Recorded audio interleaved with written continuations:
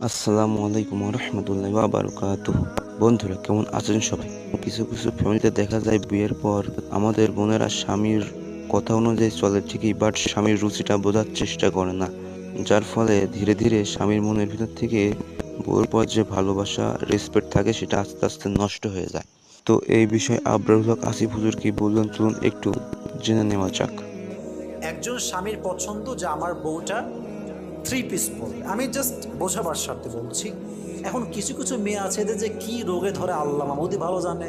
বাড়ির মধ্যে প্যান্ট আর শার্ট পরে থাকে, বাড়ির মধ্যে জাস্ট একটা নর্মাল গেঞ্জি, দেখতে সাঁতার লাগে একবার, রুচির বাইরে। আমি বলছি না যে আপনি খারাপ, বাট আমি বলছি আপনার স্বামীর রুচিটা আপনি বোঝেন। এই চুল কোনো শ্যাম্পু দেয় না, কিছু মাখে না, এমন মানে একটা জঘন্যতম অবস্থা। একজন চরিত্রবান যুবক যখন দেখে আমার বউটা খাইস্টা নাম্বার ওয়ান, ওর ভেতর থেকে বইয়ের প্রতি যে মায়া ভালোবাসা এটা অটোমেটিকলি দূর হয়ে যায়। যুবক ভাইরা ঠিক কিনা বলো না আপনারা সবাই? স্বামীর রুচিটাকে ফলো করবে, নিজেকে একটু পরিপাটি রাখেন। দেখেন আমরা সাজি কেন? দেখবেন আমরা সাজি কখন নিজের জন্য, আমরা মানুষের জন্য সাজি, যে মানুষ আমাকে ভালোবাসে, মানুষ আমাকে পছন্দ করে। দেখবেন যদি আপনি ড্রেস পরেন আর দেখছেন যে সবাই আপনাকে অপছন্দ করছে, এই ড্রেস ভালো হয়নি, এটা ভালো লাগে নাই, সবাই একই আপনাকে কমেন্ট করছে, দেখবেন যে এই ড্রেসটা আপনারা ভালো লাগে না। দেখবেন যে কয়েক মাস ধরে আপনার ড্রেসটা আলমারি থাকবে, আপনার বের করবেন না কেন? মানুষ পছন্দ করছে না। অতএব আমরা সাজি মানুষের জন্য দিন শেষে। অতএব আপনি সাজেন স্বামীর জন্য, প্রত্যেকটা সাজে আল্লাহ আপনার আমল নামায় সওয়াব দান করবে।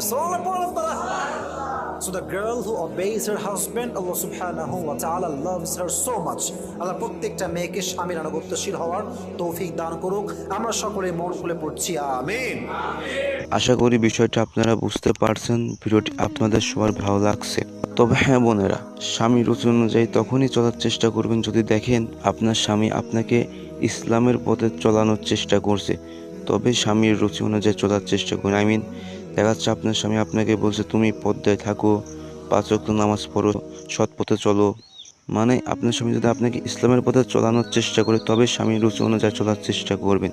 কিন্তু যদি দেখেন আপনার স্বামী আপনাকে বলছে শিরিক করো, বেপর্দায় চলো, মানে ইসলামের বিপক্ষে যদি আপনার স্বামী আপনাকে চলতে বলে, সেই ক্ষেত্রে স্বামীর রুচি অনুযায়ী না চলাই ভালো। আশা করি বিষয়টি বুঝতে পারছেন, ভিডিওটি আপনার সবার ভালো লাগছে। সবাই ভালো থাকবেন, সুস্থ থাকবেন এবং 5 ওয়াক্ত নামাজ পড়বেন। আসসালামু আলাইকুম ওয়া রাহমাতুল্লাহি ওয়া বারাকাতুহু।